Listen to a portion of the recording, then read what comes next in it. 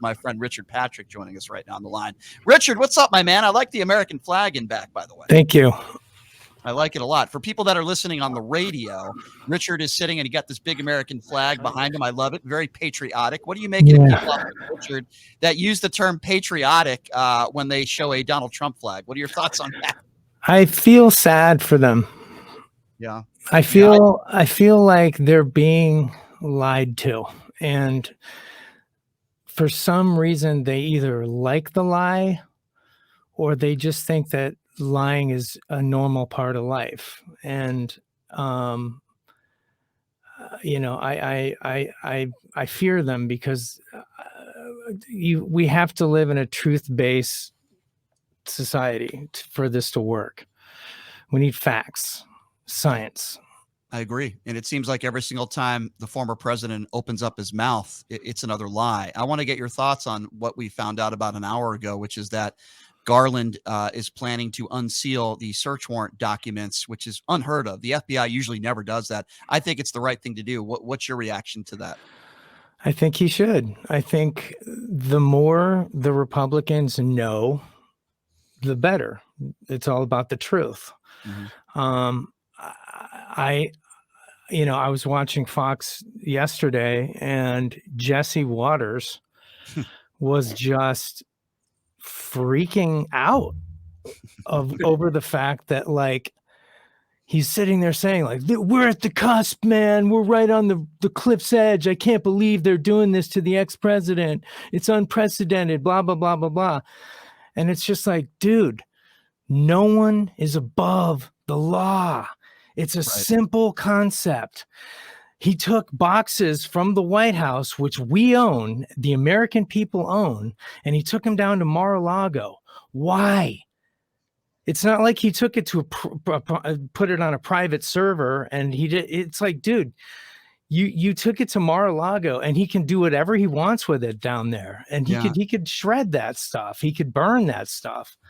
And it's just like, stay on point and use your brain. Stop being so emotional. Richard, do you remember back in 2016, it was Donald Trump that was saying, you know, if anybody pleads the fifth, they're either a mobster or totally guilty. And then we just learned the other day, Richard, in that another civil suit, I believe it is, in New York, where he pleaded the fifth. I mean, isn't this the definition of hypocrisy?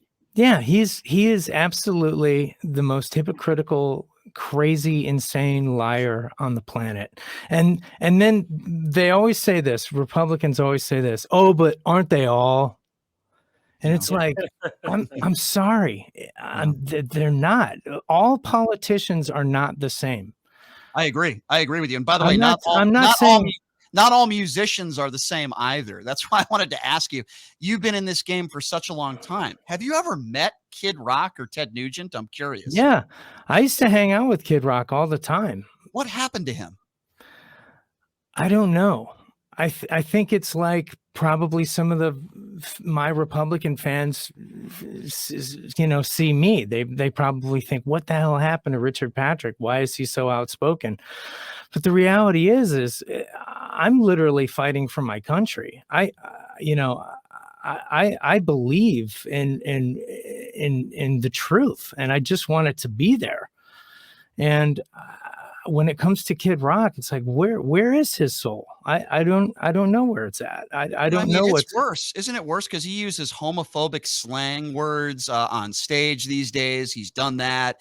The stuff he says about half the country, Democrats. I mean, listen, I don't agree with Republicans when it comes to a lot of stuff these days, but I wouldn't say every Republican is a bad person or every Republican is a demon. These are the types of statements that he makes about Democrats on a regular basis, and the ass kissing of Donald Trump. Like, I just don't understand it. The man is a lying sack of you know what, and the truth is he's bad for America. So I'm not saying this as a Democrat. I'm saying this as a patriot. That's why I have the American flag behind me, because I'm literally concerned about the well-being of my country. He's lying to you. Mm-hmm. And by the way, for people that are unaware, Richard, you've done shows for our troops in other countries. I believe it was your former bass player of Filter that served. Yeah. You've done a lot of things for charity and a lot of things. You always talk about our troops. You've written songs about our troops. We played for the troops 6 or 7 times. I lost track of how many times we've been over there. I'm going to be playing for the troops again very soon in October. Mm-hmm. And, when we were in Afghanistan, we were getting ready to go on stage and there was a mortar attack. And that's the second time that happened to me. There was a rocket propelled something or other that flew at us to Crete. And, I put myself in harm's way for the troops, and it was the least I could do. I mean, for me, they're all heroes, It's not even a question. It's like, to me, it's like, absolutely. We got the offer to go and we took it immediately.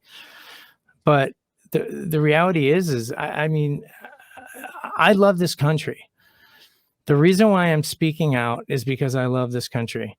And there is a lying sack of human excrement out there that is literally just trying to get away with murder. He's trying to get away. January 6th, how many people died? Yeah, several. He's trying to get away with it. And it just blows my mind. Like, these are the reasons why Hillary Clinton was hated for her what she did with her documents, her classified documents, and what happened in Benghazi. Like, these are the things that 4 died in Benghazi and it's all her fault somehow. And it's like, well, 5 people died in January 6th. And you can directly see why those people were riled up. They were riled up because of the big lie. And by the way, you mentioned Benghazi. There were 8 investigations into Benghazi, all run by Republicans, and she was not criminally at fault for any of that. Go ahead, Nick. Richard, I've got a question. As a performer, one of the things that drives me insane, that seems to be a right talking point, is that athletes, entertainers, musicians are not supposed to have an opinion and make it public. Okay. When you hear that, and you're obviously outspoken, you have no problem with speaking your piece. What do you tell those people? Because I think it's insane to think that because your profession is not that of, the trash man or an insurance salesman, you're not allowed to have beliefs to help America in the political system. How does that make you feel? It drives me crazy because the entire reason why I became a musician was to say what I want to say. The entire reason I became a musician is for the freedom that it gives you. And all of my heroes, John Lennon, Al Jorgensen, Nivek Ogre, Joe Strummer, Paul McCartney, all of my heroes say things that they want to say and speak out and are activists. And it's sad because I'm losing fans. I know that I'm losing fans. They've written me horrible letters. People write me mean stuff all the time because I post something on Facebook or something like that. And I just find it so unbelievable that they're not even thinking about like the fact that like what I'm saying. They're just pissed that I'm saying it. Right. Completely and utterly ridiculous. And the funny thing is, they say this in a comment on Facebook when it's like, dude, you're commenting on Facebook. Right. Like you're saying to me what you think I should do with my career and not say anything and just dance like a monkey. But you're telling me in a comment you're trying to let me know that I'm not allowed to say anything on a comment on Facebook. And it's just ridiculous. And it's interesting because I had another brilliant musician on a few weeks ago. Of course, I'm talking about Richard Marx, another Richard. And like you, brilliant musician, right? And he's an independent. He's not even a Democrat. He's an independent like me, but he is outspoken on social media. He calls out right-wing hypocrisy. And he told me the same thing you just told me, that he gets letters and that people say these negative things about him. Very similar to you, but it doesn't stop him. And I know it doesn't stop you. It's not even about just your fans, though, Richard. I mean, we could talk about your family without even getting too personal. Very talented brother of yours who I'm a fan of. He's a great actor, right? I'm talking about Robert Patrick. Phenomenal actor. I mean, the guy's an incredible actor. Like, But at the same time, I know that you haven't had always the best relationship with him. And a lot of it probably stems from political opinions, right? I mean, to be honest with you, I don't really like talking about my family too much, but him and I differ on political conversation. He is just totally different than me. Mhm. And it's difficult because, I mean, here's my thought. What's going to happen in the next month or the next 6 months when the Justice Department actually arrests Donald Trump? Violence. Yeah, it's What's going to happen to this country? I hate to say it, Richard. We might see another January 6th. We might see some. I hope I'm wrong, but you make a very valid point. I'm afraid. And I think that's part of the reason why Garland is taking the initiative here. But I don't know, Richard. There's a lot of extremists out there. He's pushed us to a point where you cannot just deny the fact that he's just breaking the law. He's breaking the laws over and over and over again. And he's pushing us to this limit that is like, is he just above is he the king? Is he a king now? You know, and that's the thing.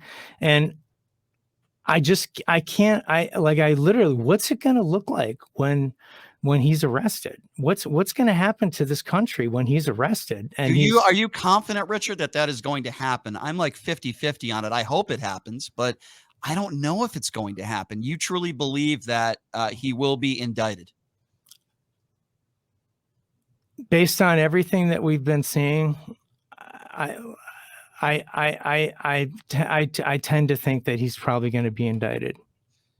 So when you say we don't know what's going to happen when he's arrested, obviously you're referring to what I am, which is violent, right? If Fox News is literally saying that the FBI is planting evidence, yeah, like if Jesse Waters, if what's her face, who's that night, Laura Ingraham, if they're literally saying that the FBI, I'm not too sure the FBI aren't planning evidence. You know what I mean? Like, Richard, it wasn't just commentators that were saying that. Rand Paul said that on Fox News yesterday. Lindsey Graham as well. Yeah. Lindsey Graham sat there and just was dope. Yep. Yeah. As Jesse Waters said all this stuff, they're going to plant the FBI. Think of that for a minute. The FBI is going to plant evidence.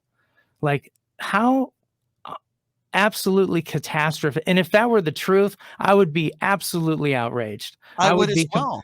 Doesn't it say a lot about our media, though, that, you watch CNN, MSNBC, or really most 98% of networks out there when the Mar-a-Lago raid happened, they're covering the news. They're giving facts. Here's what happened. Here's when it happened. Then if you put on Fox News or Newsmax or OAN, which are they're actually showing footage of the raid, and they're talking about Hunter Biden's laptop and Hillary's emails. You can't make this stuff up, Richard. It's two Americas. And the reality is I know something about journalism because, number one, when you're a public figure, you're constantly surrounded by journalists, but I'm married to a journalist. Mm-hmm. The ethics and the standards for journalism are so high, and it's based on being sued. Right. If you report fake news, look at Alex Jones, you will get sued. It caught up with him. He has a TV station called InfoWars. Right. He presents it as news.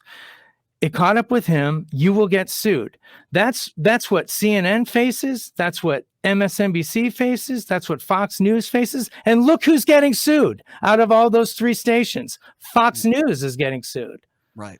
Yeah, so, I agree. I agree with you. I think we live in an era where you can be a Mike Lindell and sell your stupid pillows and be in the news and spread misinformation about the election. See, I think, Richard, you could tell me whether you agree or not, but I think Mike Lindell knows the truth. He knows that Donald Trump lost the election. The only reason why he's spewing the nonsense is so he can sell more pillows and keep his name out there. I think it's the same thing with Donald Trump. He's made hundreds of millions of dollars off of the grifting that's going on. Right. From his supporters. It's just like Bannon. Yeah. Bannon's out there stealing, let's build a wall foundation or whatever that he had going on. He's ripped those guys off. He was going to go to jail for that until he was pardoned by the president. Right. I mean, and that's facts. Like, and people, and like, and the thing is when I think of CNN, when I think of like general news, like the New York Times or the Washington Post, that's not left-wing bullcrap. That's actually just the mainstream news. It's not left-wing. It's just the news. The only thing that's tilted is Fox and Newsmax and all these. They're the ones that are crazy. They're the ones that are getting sued. Look at that fact. And so the news isn't, people pick on CNN, people pick on MSNBC. I get that it might have left-leaning commentary, but the news is straight up right down the middle. Right. Yeah. Richard, you're a young guy like myself. No, I'm 54. Okay. Well, then I'm much I got older. the gray hair to prove it. Okay, then I'm much older than you, and I don't know if you remember, but I look back at we're sitting here today trying to wonder, hey, what happens if Trump is found guilty of some sort of an offense that could put him behind bars? We sit here and wonder, but I go back and I think about in my younger days, and I go back. Think about Nixon. And I remember the day that Nixon resigned. And I remember being in New Jersey at Long Beach Island in Surf City with my father heading to the bakery. Okay. I literally remember this when he got on and said, he's going to resign because he knew he had been caught. And back then, I don't believe any of us ever had fear that there would be, a revolt in the streets over what had happened with Watergate. But when you throw into it, when you look at it now with someone like Trump and how inflammatory his remarks are, a lot of people think that's social media's, the news and the social media. I tend to believe it's much more that he is that liar. I mean, do you see a difference from where it was? Is he that? Imploding. Donald Trump is imploding the country. For democracies to work, you have to have a loser. Someone has to lose the election. He hasn't conceded. He's not gonna. He doesn't want to, and he's lying about the election. He's lying about. So the country is imploding.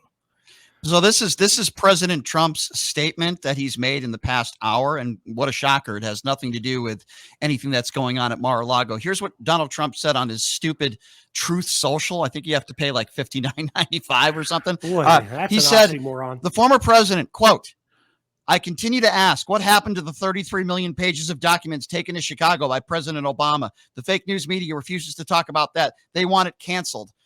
So Donald Trump not mentioning anything about the search warrant or anything that they took from his Mar-a-Lago home or anything about this case. When Garland makes the statement that he's going to unseal documents, he decides to talk about Barack Obama. And by the way, something that is not true. Exactly. And see, here's the thing. Journalists want to know if Barack Obama did something illegal. Because you know why? That's their job. Yes. They have integrity, and they've got to report the news. Yeah. Yeah, no, it's that simple. It's not being.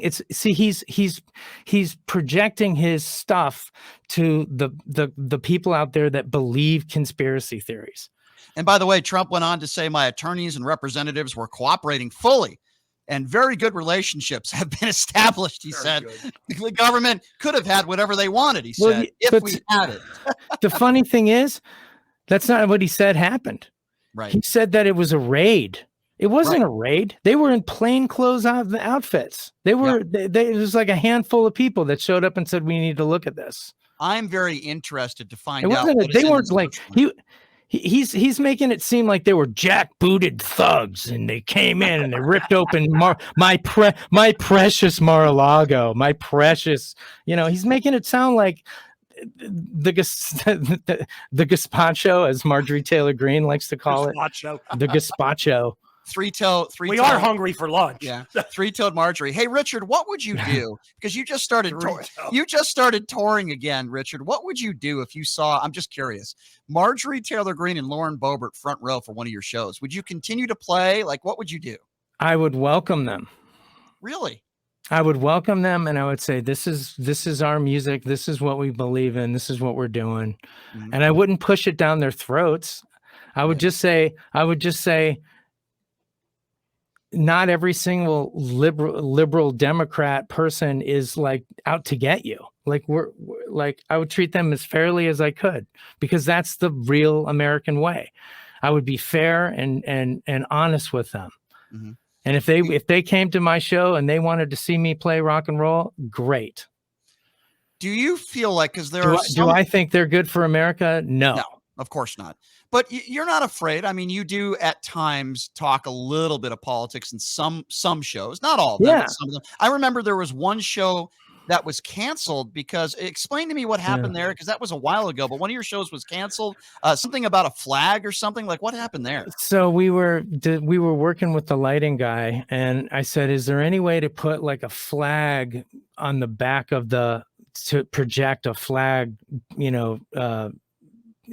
JPEG onto the back of the stage?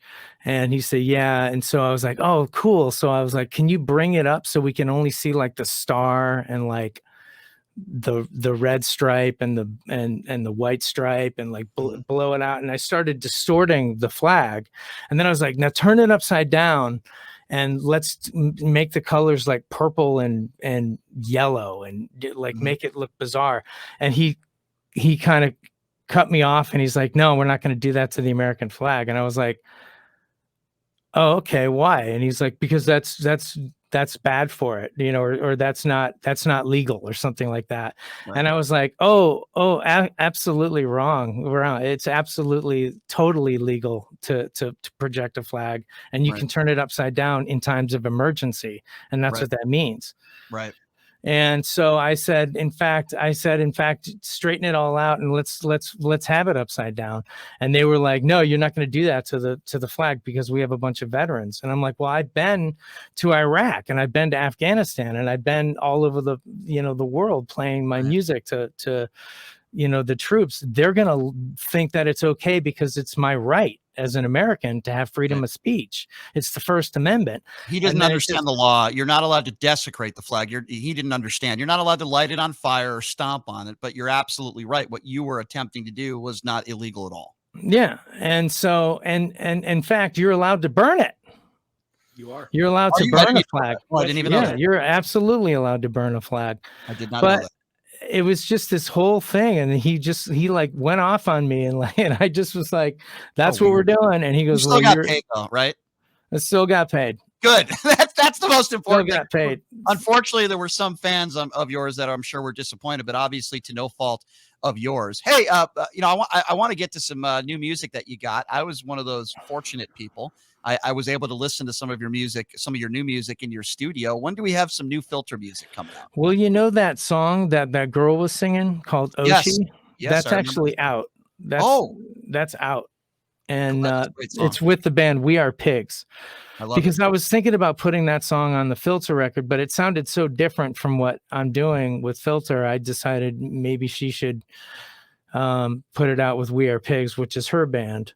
Yeah. It's what I love about your music is like, I feel like every single one of your albums, even though, you hear the classic Filter, but it's different. You experiment a lot, you try new things. And that's what I love about your music. I feel like your music, no matter what project you're working on, is always evolving. Yeah. Well, it's to me, I met someone a long time ago that was like, this is what I'm doing. I'm heavy metal, and I do it this way, and I do it exactly the same every time, and blah, blah, blah, blah, blah. And I just thought to myself, that's totally not what I want to do music for. When I wrote Take a Picture, the record company was like, are you sure you want to put this on the record? And I was like, you made the right decision. And I was like, and their reasoning was, you're going to alienate a lot of your fans that are heavy metal fans. And I'm like, my fans are modern music, modern rock fans. Right. And they'll get it. And they did. That song made you, is it fair to say, 7 figures? Take a Picture made you millions of dollars. Easily. And that Yeah. song is about you, right, on an airplane, and, you know, you're gonna take a picture of me, but I probably won't remember because you might have been a little out of it or drunk, I right? was wasted. Isn't it incredible how a Wasted. song just evolves? When you like, Well, how do you come up I with a melody but like see, that? in the studio, I was writing what I call stream of conscious, which is Mhm. just like I'm just trying to paint a picture, and I'm not necessarily trying to have a point, and I'm not going to write from a personal point of view other than like I'm just going to let whatever happens happen, because the first verse was all scat vocals. It was just like awake on my airplane, awake on my airplane, my skin is theirs, my skin is bears. Okay, cool, write that down, that works, you know. And like, and when I looked at it years later, like, because people were like, well, what's the song about? And I was like, well, I was kind of crazy on an airplane and blah blah blah blah blah, and I kind of, you know, wrote about from this perspective. But years later I realized the whole song was like a massive cry for help because of my drinking. And you got that help, and I remember you told me once a story about how you were in rehab with the late, great Chris Cornell, who you were Mhm. very good friends with, and you said that he saved your life in rehab, right? Yeah, Chris, it was the third day when I kind of woke up in rehab, and they had mentioned 12 steps and believing in a God. And I'm an atheist, so I didn't understand what they meant by, you know, God. Right. And I was like, you know, F this, I'm leaving. And Chris goes, dude, he grabbed my arm and he sat me back down. He goes, dude, there's nowhere to go. There's no other, there's no, this is the best deal in town. And this is how we're all getting sober. And you got to stay here with me and do it. That is incredible. This had Yeah. to be so heartbreaking for you and Yeah. so many people that were close to not only Chris Cornell, but I know you were also close with Chester Bennington, Mhm. right? I mean, these Yeah. two died within what, a 6-month period. It's so tragic, man. I mean, that had to be heartbreaking for you. It was unbelievable. Well, Chris, I was totally like blown away. Like I could not believe that he had killed himself. And then when Chester did it, I just thought it was equally as tragic. And just the sad thing is that when you are in addiction and you're drunk or you're altered, those dark negative thoughts can win. And that's the thing. 85% of alcoholics die from alcoholism. 85%. So I mean, the fact that I've been sober for 20 years is almost 20 years is just unbelievable. It's just it's just a testament to the program that I'm in. Is it difficult though, Richard? You're a rock star musician, you're backstage, you're doing shows. When you're around people that are drinking or doing Mhm. drugs, I would imagine you try to not get yourself in that type of situation. But again, you're a rock star, you're on tour. Is that difficult for you when you get into a situation like that, when you see other people doing the types of things that you used to do? Yeah, it's kind of cringeworthy. It's kind of like, oh my God, that's the stuff I used to do. You know, that's the way I used to live. Right. And I feel bad for people that are, when they get drunk and they kind of get sloppy and they're weird. I don't like being around it, you know, when people are drunk and weird. And so I just avoid any kind of situation. I like to talk to my fans before the show, because if it's before, they're not too wasted. But it's not like I'm like, well, I'm sober, so now you have to be sober. I'm not one of Yeah. those guys. I'm way more like, enjoy your life, be free, do what you want. But at the same Sure. time, I don't necessarily want to be around some guy that's like, dude, I totally love you, man. Well, hey, Richard, I recently I did an interview with Jerry Cantrell, and he told me that backstage he's had people propose to their fiance, or propose right in front of backstage when they're supposed to be getting a picture. So I'm curious, like, what's the weirdest thing like a fan did before or after a show with you that you can remember, like a strange story? There was this one time a girl was trying to handcuff herself to me. What? Yeah. How does that happen? She brings handcuffs with her and she's Yes. trying to. Yeah. So what do you do? Do Put you these just back on. off? Put these on is what she said. And I'm like, no, what? And it was like, God, please. Depending on leave me alone. what she looked like, I might be okay with that. But but anyway, that's another It was- story for another show. It was definitely not an ideal situation. It was. Sorry. Richard, you are a brilliant musician, and I love picking your brain when it comes to news and politics. You're a really smart guy, and I can't wait for you to come out here to Vegas with Filter. And looking forward to the shows coming up. Glad you're touring again, my man. You You're a got good it. friend, and I appreciate you as always taking the time to come on the show. And look forward to all that new music coming out, my friend. Thank you There's so gonna much. there's gonna be tons of new music. There's a band I'm doing called A Place to Kill, which is great. Mhm. And then the new Filter record, which is coming out in pieces over the next 6 months. And look for new music probably in September for sure. And I've been lucky enough to hear some of that new music at your studio in California. And I got to tell you, man, it's killer. I'm It's excited. it's good, dude. Oh, Right? it is awesome. I'm It is- excited. It's got a little bit of everything, all the elements, like classic Mhm. Filter, some new age stuff. I love it. And I love, Yeah. like I said, I love the fact how as a musician, you continue to evolve and try new things and you're not afraid to do that. And that's why I've always loved your music. Richard Patrick, Thank you so much. I appreciate you, it. man. I appreciate you. Thank you so much for coming on, Richard. And Thank we'll talk you. soon. Okay. Thank you, my friend. That is Thanks, Richard guys. Patrick. Thanks, Richard. That is the